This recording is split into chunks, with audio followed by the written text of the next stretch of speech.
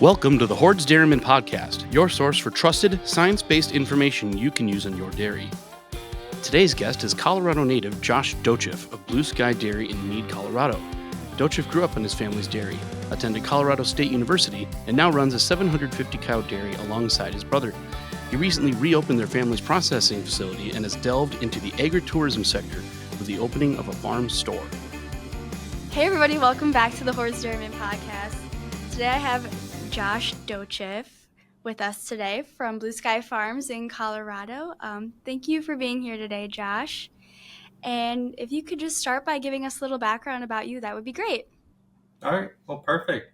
I've been here since 2008. That's when I graduated college from CSU with a degree in animal sciences. Came home with my wife. At the time we were just dating, but we got married a few years later. We have 3 kids now, ages 10, 8, and 5. And when I came home, I kind of took over management of our place and have been doing that ever since, and kind of went on a bit of a whirlwind with our history on the dairy and stuff, where we've came from, where we've went, and kind of where we're headed. But it's kind of one of those, just go with the flow. Climate around here has changed in terms of people, demographic. Dairy industry in Colorado has changed a lot, but yeah, that's kind of the basics of it. So I guess that you mentioned the demographic has changed. I'm sure over the generations your whole family has seen change. Can you kind of describe for our listeners a bit of history about your guys' place?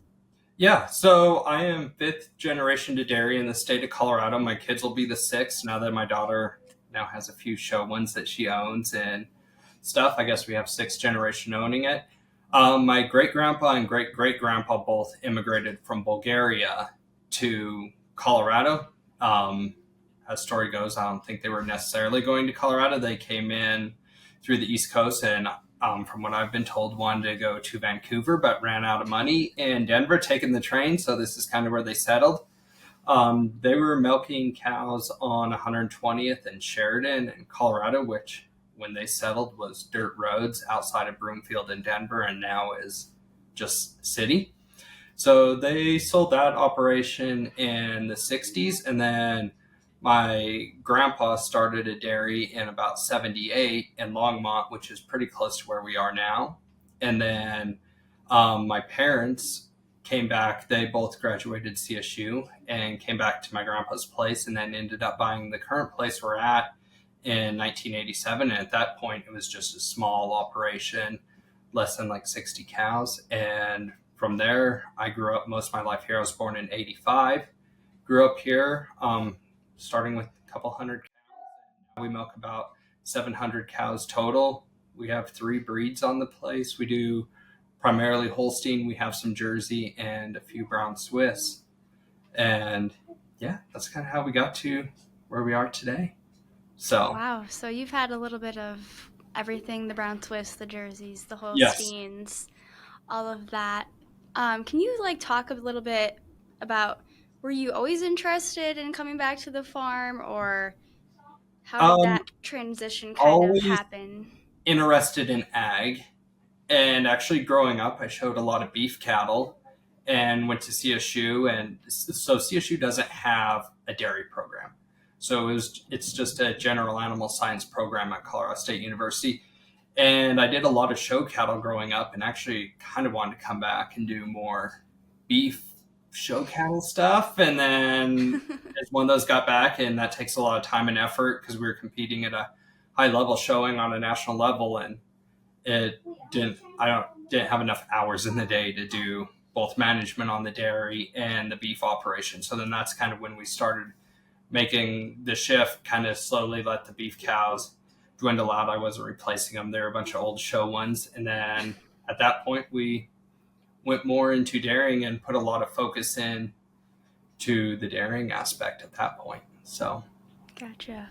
So is it just you that came back to the farm, or do you have any siblings? Nope, I have a brother and I have a sister, and my brother is back on the operation with us. So we actually, when he came back, he's a couple years younger than me, like 7 or 8.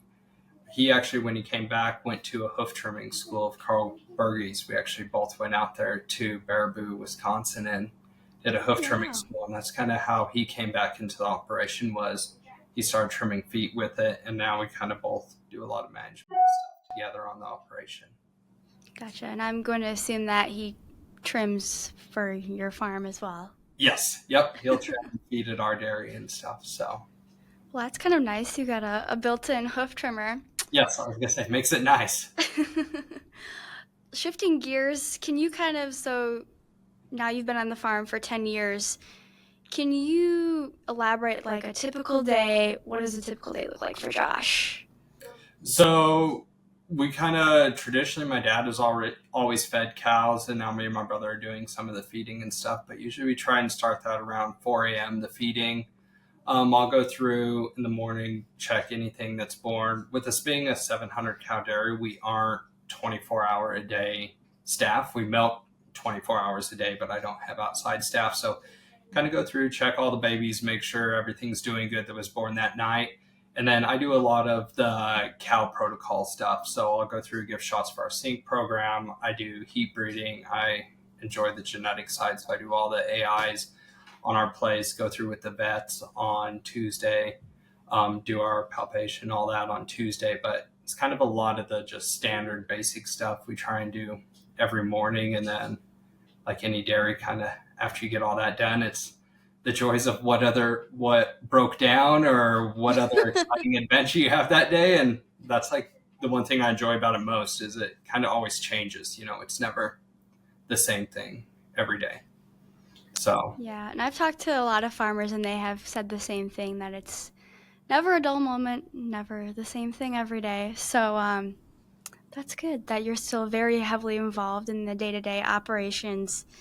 Do you have any employees that help you? Yeah, so we have 13 on our dairy. So we have 7 that milk, and then we have 5 guys outside right now, and then we kind of have one that'll be on and off with us. Like wintertime, usually we'll try and carry a few more guys just because we get more weather and stuff. But with that, the guys will do a lot of the basic stuff, like the cleaning. We have shifts at milk. So our dairy runs 24 hours a day. We are in a 8 herringbone. So milking 700 cows 3 times a day, it's just pretty much nonstop and going with that. So, but right now we kind of have a really good crew. We've had a couple guys with us that are going on 18 plus years of being on the dairy, and it's kind of one of those, everyone is pretty close on it. Everyone knows each other, and I think it makes everything run a lot smoother when you kind of have a bit more of a personal connection with everyone on the dairy. So I'm assuming that's how you kind of maintain your employee for those 10-year reigns, just becoming personally connected with them and forming that relationship. Yes.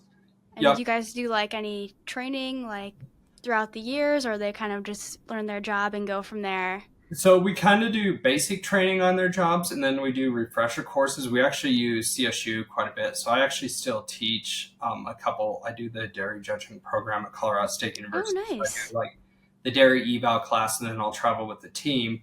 So I kind of have a connection with a bunch of the faculty there, and we'll actually do classes where we have faculty come down and do, basic courses on like just milking procedures. I feel like it's the same issue most dairies have. You do a class and everything's really good, but then you slowly get the slip. So we kind of like doing refresher classes with that.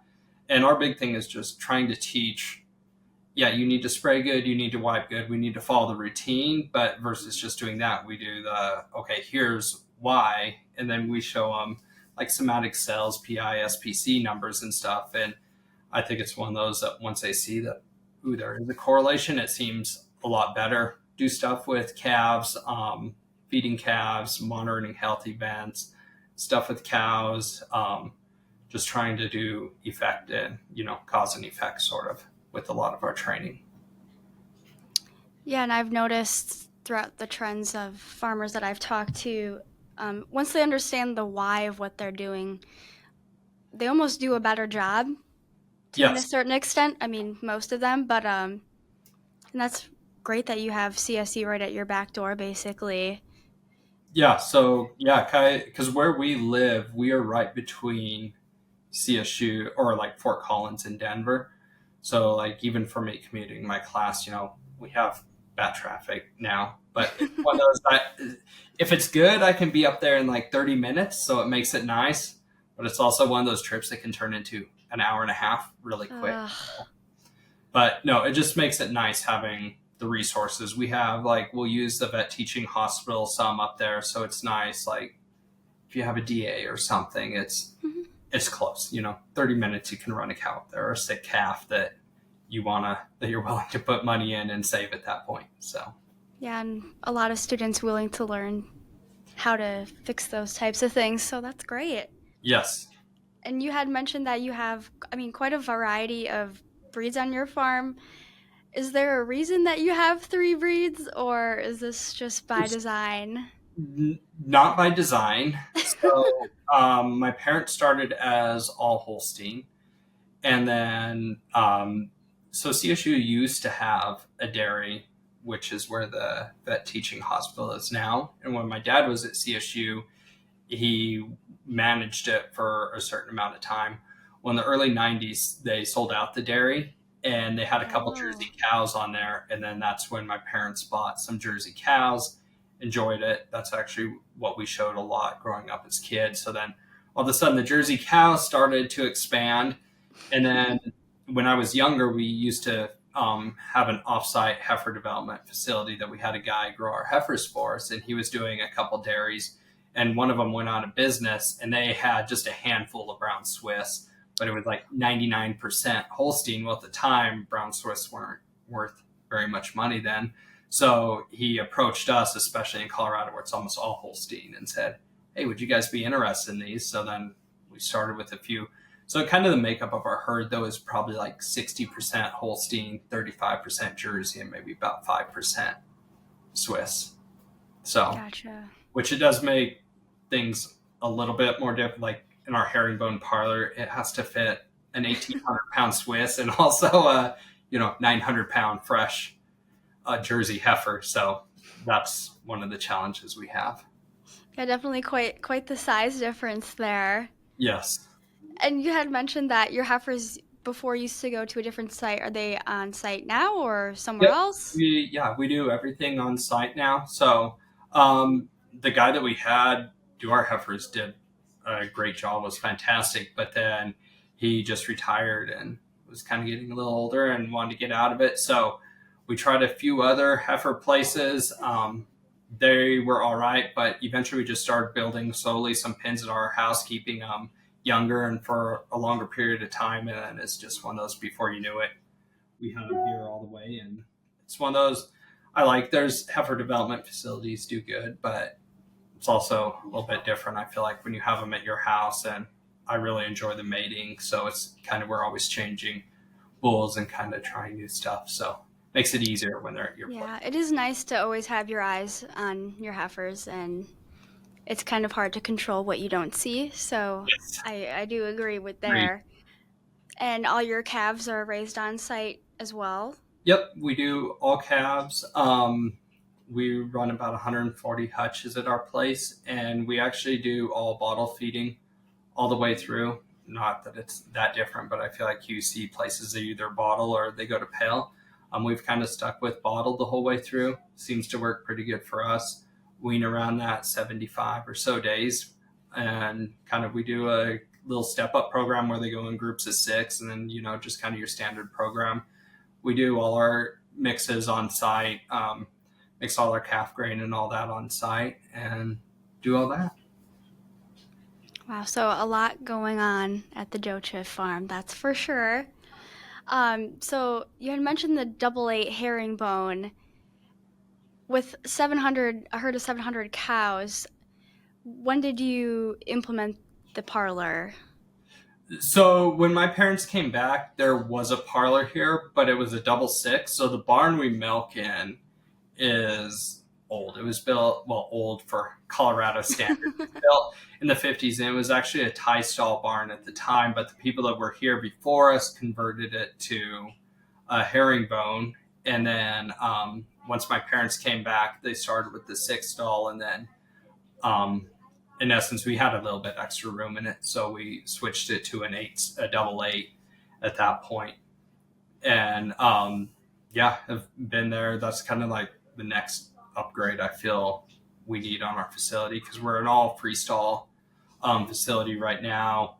Freestall with some exercise lots. So the one thing with Colorado is 85% of the time it's beautiful, but we also get hot. So this weekend we're supposed to be plus 100, and then we don't get terribly cold, but we can get where it gets windy and blowing snow. So then on those days when you have barns versus an outside lot or something, it's really nice to have something that the cows can be in. So I bet. And looking forward to the future, what would you maybe want to implement in terms of a new milking facility?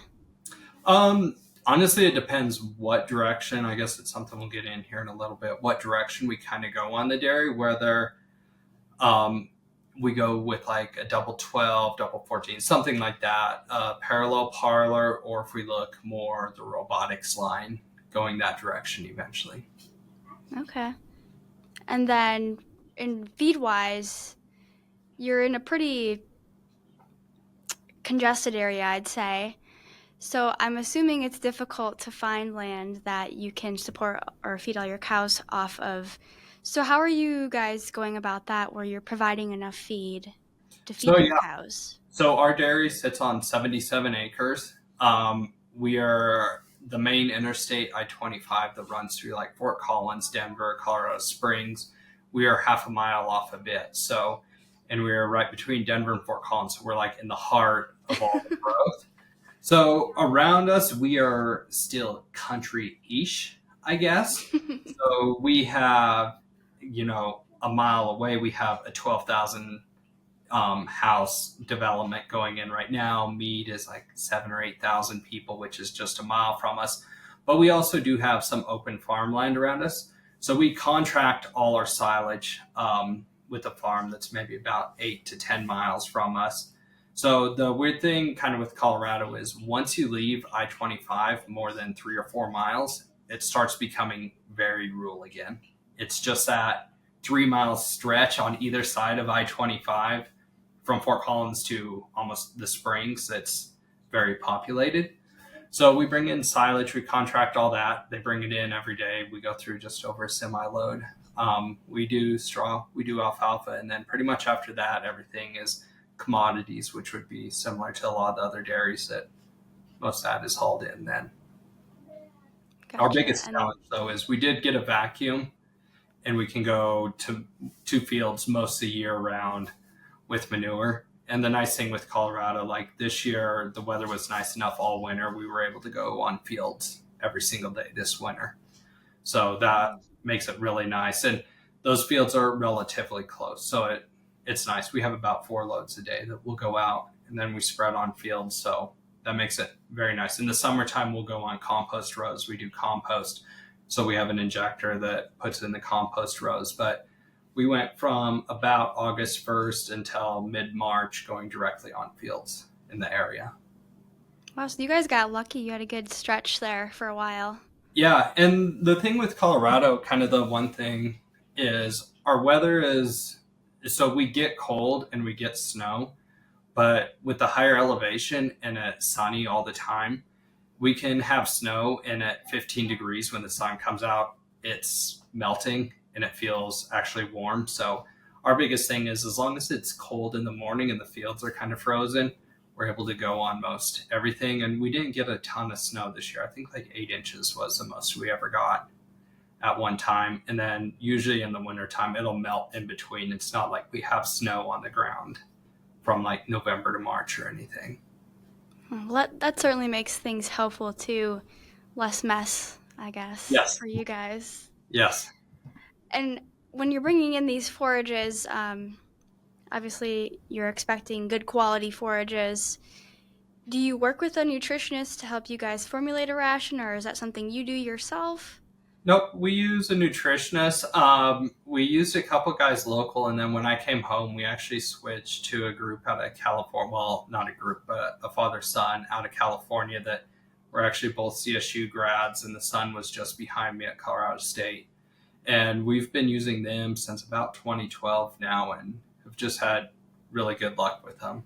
You know, they do pretty cost-effective rations. They do heavy forage base, so that way, you know, we have really good cow health with everything. We don't do crazy milk. Like I think for our herd right now, we're, you know, upper 80s, lower 90s, but we do high fat component milk, and it's kind of one of those, we focus a lot on components, and I like healthy cows that get pregnant quick. And I'm sure the Jersey population on your farm certainly helps with those components. Yes, yes, they do very well with them. So kind of shifting gears a little bit, I do know that your family used to have a processing plant on the farm. Can you just touch a little bit on that and kind of where you're headed? Yeah. So when I graduated in 2008 and came back, it's my parents decided to start processing milk. About a year and a half before that, they bought a processor in Denver that was going out. So they kind of had it going. They were using the processing facility, and then they decided to transfer it back to our home dairy here so we could bottle our own milk on site. So they built that in 2008, and we ran that until about 2011. And we had a couple things. Selling milk is very competitive. So that was like kind of one thing I learned that I rolled into what we're doing now on site is I felt like milk sales, we should all kind of be on the same team pushing it, and no one is on the same team in milk sales. So that was kind of one of the surprising things. But then we also had a pretty decent size, about 15,000 home delivery. And then when the economy in 2008, 2009 kind of started going downhill during the recession, $6 a half gallon home delivered milk is something that gets cut out of the budget very quickly. So we kind of had just a bunch of things align all at once. We were doing our banking at the time with New Frontier, who was a bank that went under that had a lot of dairies with it. So it's kind of just an accumulation of events that all happened at once that kind of led us to decide to close down the processing, go back. We have in our area, so we started shipping milk back to DFA. So at that point, the plant sat empty until about 2020. And it was one of those, I always wanted to go back to bottling milk, but I wanted to go in a different approach. So in 2020, we had a guy that had a dairy semi-close to us that used to bottle milk that came to us and said, hey, I'm interested in leasing your facility. And he started bottling his milk there. And then that's when we decided to kind of step in and go together. And I was like, hey, I've been wanting to do this. I don't have the experience or expertise. He went to school for milk processing, dairy food processing. So I was like, hey, can we work with you and start building something together? So that's kind of where we started. And I think one thing that is different from how my parents did, it was like they were all in and had to sell all their milk on day one. Where this side, we're slowly stepping in, building the market and getting everything going. So we bottle everything on site. The plant was sitting there. We did change a little bit of how we were using an HTST. We were doing homogenation and stuff. This way we kind of went old school. We're doing vat pasteurization, non-homogenized. We do like actual full fat milk. So we're doing about 4.5% fat on our whole milk. We kept our product line really simple. We do whole milk, chocolate milk, 2% heavy cream, and we're doing some kefirs. And that's about all we sell now. I did not enjoy drivers. When we had drivers, I did not enjoy the issues that came up, the issues with the truck. So our other thing was I wanted to do on-farm pickup. So everyone just comes to the farm. We have a little shop. It operates 100% off the honor system. You grab what you want off the shelf. It's maybe a little 16 by 20 building we put up. We have fridges in there. We have freezers in there. Grab what you want. You pay with a card on the iPad. So, but I kind of felt that was important because with the whole direction I wanted to go, I wanted to change. I felt like we don't have a connection with our food anymore. So I wanted to do something where we create that connection. So just simply coming to the dairy, picking up your product at the dairy, whether you like the smell or not, you smell the dairy when you're there. We do baby calves right at the front of the store. So, and kind of our policy with those is you're welcome to go in. So we have one of the big super hutches. So it's a big pen. Usually we try and keep 2 of them in there at all times.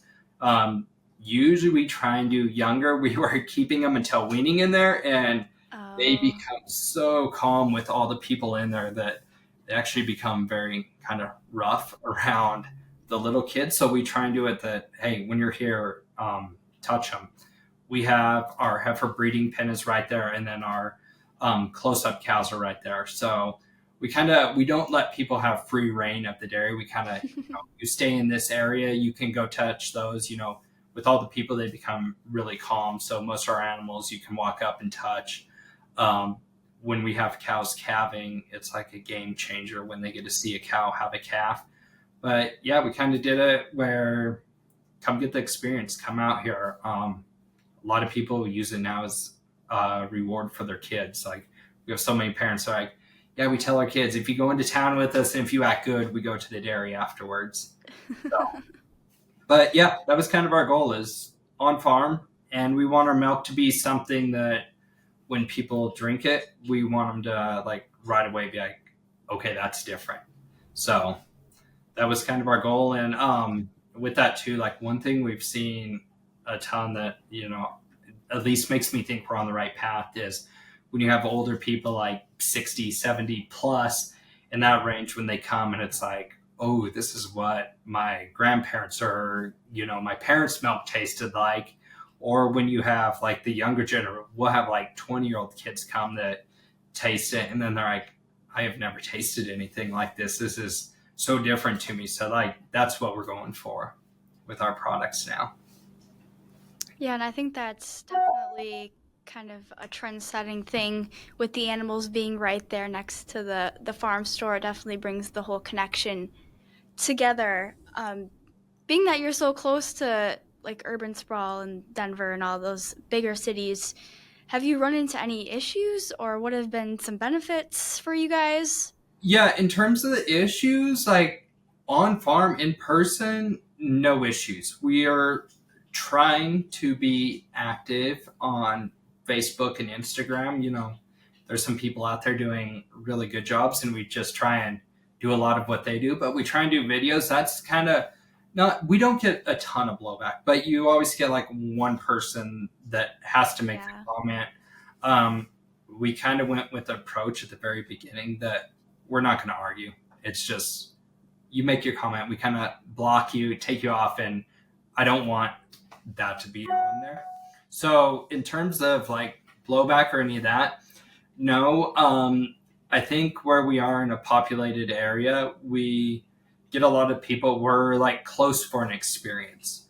So we get a ton of people that want to come out and see cows. We have, we actually have a lot of like grandparents bring their grandchildren out where it's like, hey, I used to go to a farm and, kind of show them the cows and stuff and kind of have that, I used to milk cows. We had 3 or 4 cows that I'd milk and stuff. So like, that's interesting in that aspect. And then we get just a ton of people, no one sees cows. And one thing we always get is people come out and they're like, ooh, they're so much bigger than what I thought. So it's like just the fact that you get to stand a couple feet away from one, touch the babies. We have some of the heifers that like love the attention.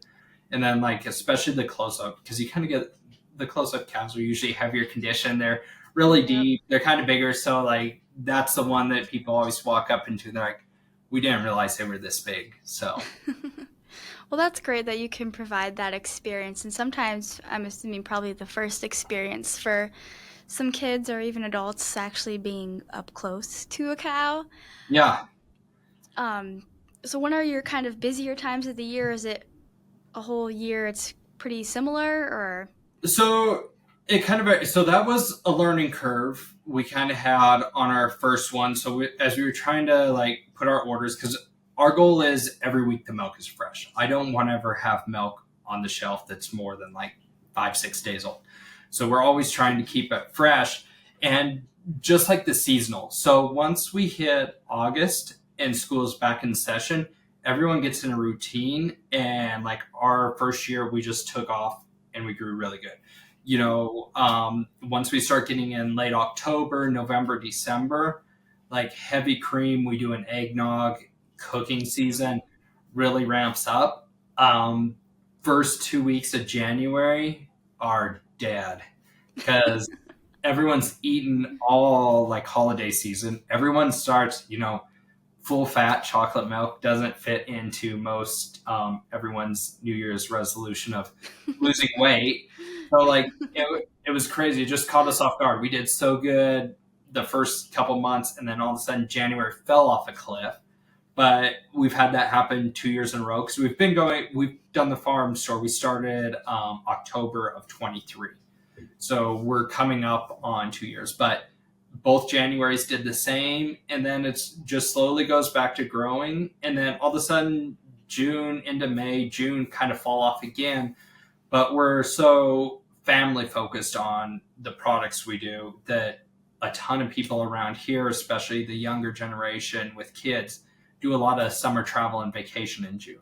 So then everyone falls out of their routine. But then it seems like once you get through the 4th of July and school gets back in is where it takes off. And kind of the crazy thing on our numbers is when you compare our monthly sales and our growth this year, like we are obviously higher than we were last year, but the changes each month follow almost exactly what it was last year. So that was kind of, stuff that we weren't expecting when we came in to start originally.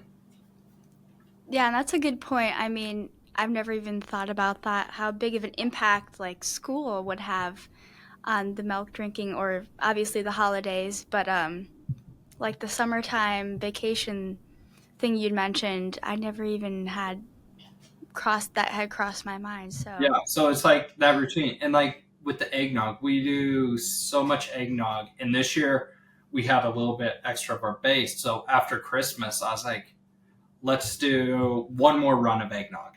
So we had a little bit left. We didn't want to freeze it or anything. So we decided to do one more. And like at that point, we were selling like 30 cases, which is 6 bottles each a week. And we did 20. And that 20 about expired on the shelf. It was like when Christmas was done, like eggnog was done.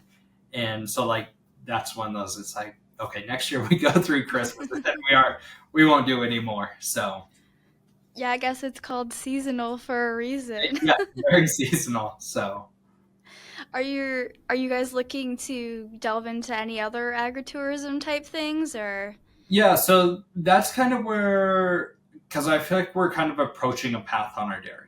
Do we try and expand the little bit we can expand on our site, or do we kind of do that veer where we go smaller and try and put all our milk through the processing? Because currently we ship to DFA. So do we try and move like to 40, 50, whatever cows, that range, and try and put all that through the bottle and go more tourism? Like with our tours, when we first started it, we were doing all our tours for free, just in essence trying to create business, get foot traffic here. And then all of a sudden we started charging $5 a tour and doing groups. And now we're up to $10 per person. Like we do like about 3 and under is free, but you get like a sample of chocolate milk, a sample of white milk. And usually we try and do about a 2-hour tour, but it's pretty much anytime we put out that we're having a tour and how many slots we put out, it fills up.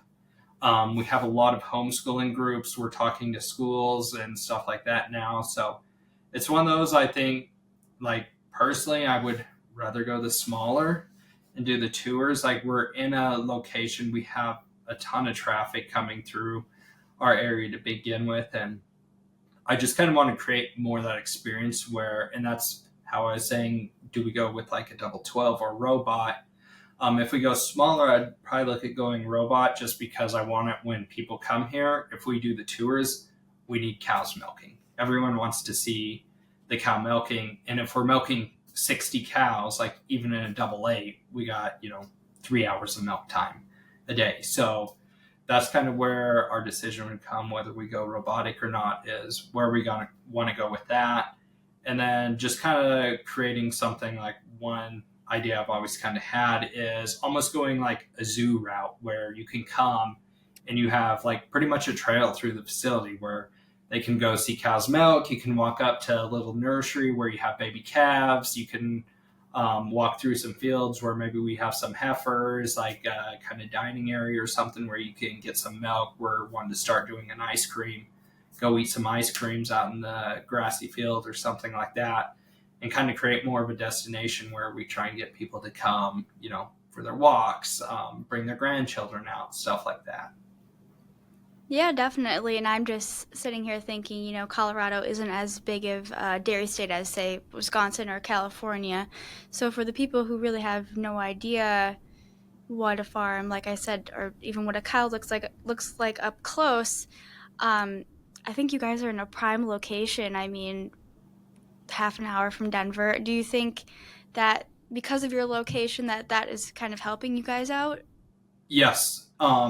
Definitely, we're right on the main highway. We're heavy populated.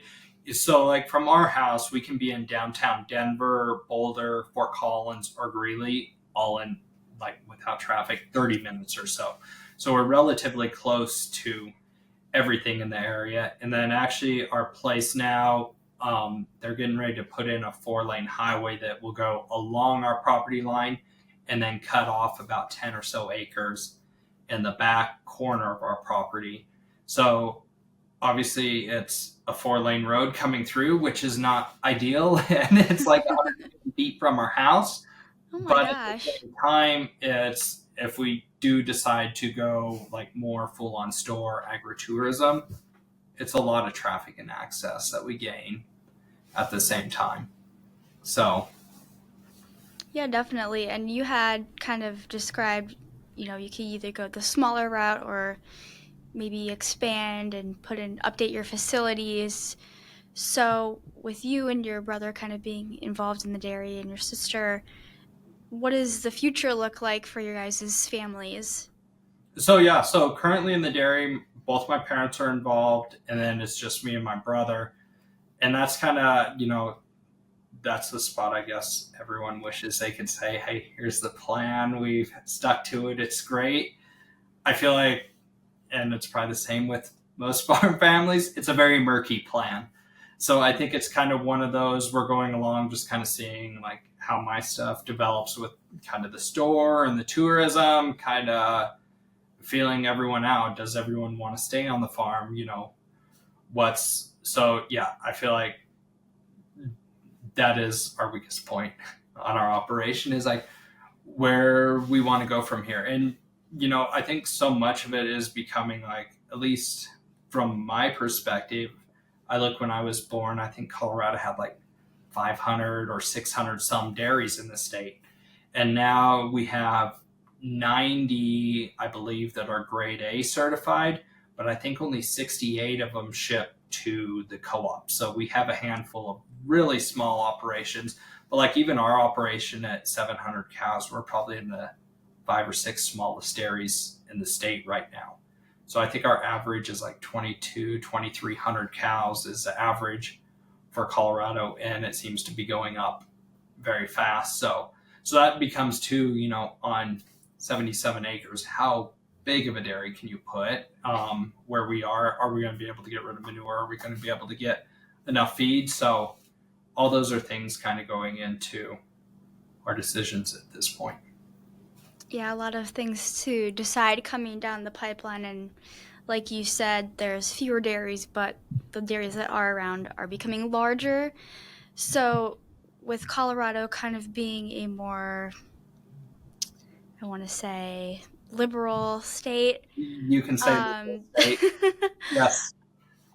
5 to 10 years down the road, is there any things that you are anticipating to change with dairying in Colorado? So I don't think we have a whole lot of change in terms, like we do have some of the crazy policies. Like they tried getting the no breeding cows on the ballot a couple years ago. So, and the scary thing about that is like, once they start trying, it's one of those, maybe they only had 25% of the vote to get it there, but it's one of those that if they keep pushing, all of a sudden it's 27%, then it's like 30%, and there's always that chance it can make it. But I think in our state, the kind of liberal side too helps with what we're doing, because like the one thing that's crazy with our store is like that pendulum almost comes back around once you start doing the farm store. So we have the ultra liberal trying to find, the farm to table, local, all that. But then we also have people with a gun on their hip come in our store. And it's like, we hit this like paradox, came all the way around. And it's like, both these sides here are all of a sudden merging. We have the ultra conservative wanting it to go back, kind of the grassroots way. We have, the government is controlling all this, big companies are controlling all this. And then at the same time, we want happy cows, we want this, we want something local. And we kind of get that weird mingling, which is great. It's like, hey, look, we brought everyone together for this. But yeah, it's kind of one of those that, yeah, we are a very liberal, especially our area. So we are at the bottom corner of Weld County, which is a very conservative county and a very large county. But we also border, within 5-6 miles, you can be in Larimer County, which is trending very much more liberal. We have Boulder County, which pretty much, you can tell anyone Boulder and they have an image of what Boulder is, and Boulder is that image. That's only 30 miles. We have Denver from us. So, we're in an area that, yes, where we live is conservative, but we have every demographic within, 10, 15 miles. And it's like they're hubs for that demographic in our state, all within that area. So. Yeah, and I bet it's really neat to see that all come full circle. I mean, on both sides, whether you like you said, kind of more roughneck or the other way. Yeah. But well, that's what we're trying to do, in essence with our, it's like if you do a quality product and do something unique, something that's different, because we're doing the milk, we're doing ground beef with stuff we raise on site. Right now we aren't making cheese, but we buy and sell local cheese. We're doing some stuff out of Utah, some stuff from Gosner, some from the DFA Beaver plant, the creamery in Beaver, Utah. So we're trying to do quality products, and it seems like quality food products is something that everyone enjoys. So yes, and it's definitely become a bigger trend within, people are caring a lot more about where their food comes from and the quality of their food, and resonating the image of the cow with the milk and seeing that firsthand on your farm goes a long way. And I mean, you're pretty young yet, so you should be proud of all you have accomplished so far. Well, I'm not that young. But you've been in the dairy industry, I mean, compared to some guys, you've kind of seen a lot of transition over a very small time frame. Yeah. So for guys or girls that are looking to get into dairying, if you could go back to your 22-year-old self and give a piece of advice to that guy, what would you say? I guess just get involved. Like, there's so much you can do at so many aspects. You got to get out there. You got to get going. You got to do it. Whether you go to another dairy and start working, like we've done interns, and all our interns, knock on wood, have done great. And not a single one has came from a dairy background, which sometimes I think is good because they walk in with no bias. It's like, hey, here's our goal. Here's how we want to get there. And it's like, okay, I got it. It's not, well, here's how we did it or anything. But I think you just got to get started. And then kind of one, I guess, almost side note for what we're doing is, so when I teach at CSU, I do the dairy evaluation class. And the biggest question I get is, how do I get in the dairy industry? I want to start my own dairy. And it's like, I don't want to burst your bubble, but the odds of that happening is like slim to none, and a lot more none. You have to get accepted by a DFA in Colorado. Water is super expensive. Like just setting up a water. Sorry, my daughter came in. Just getting the dairy, the ground, all that is so expensive. So like one thing I kind of want to see with our store is if we start small, do something local, like could we build a blueprint? Because what we're doing isn't terribly unique. There's other people doing it, but can we design a way that someone could start with like 3 or 4 cows, or could multiple people come in and start together? Because like I said, we have so many questions. How do I get involved in the dairy industry? I want to milk cows, but no one can get the financial capital, younger kids to do that. So it's like, can we build a blueprint that's like, hey, here's a path you can take. You can start small, you can start bottling, you can do this. Here's how we push our products. Here's, the messaging you have to do. You have to do something unique. Is that something we can eventually that will help and kind of be a benefit to other people? Because, we don't need anyone to sit here and tell us that, dairy numbers are going down. Yes, cows are staying strong number-wise, but there's definitely less dairies. You look at the average age of the dairymen in the U.S., it's not getting younger. So. Yeah, and they're definitely, it is possible to get into dairying. Just like you said, you're going to have to go through different avenues than what the traditional routes may have been 20, 30, 40 years ago. So, yeah, you guys heard it here. Get involved, Josh says, and there's go always from there. Yeah, there's always people that will take help. And, whether it's on the show side of stuff, if it's on the processing side of stuff, if it's on the large commercial, many places, if you come in and if you're willing to put in the work, you're eager to learn, most places are very accepting to that.